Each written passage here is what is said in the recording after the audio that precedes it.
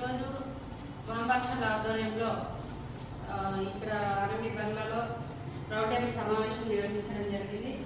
కార్మికులకి యావత్తు ప్రజానీకానికి నష్టం జరుగుతుంది కనుక దానికి వ్యతిరేకంగా ఈరోజు రౌండ్ టేబుల్ సమావేశం నిర్వహించడం జరిగింది.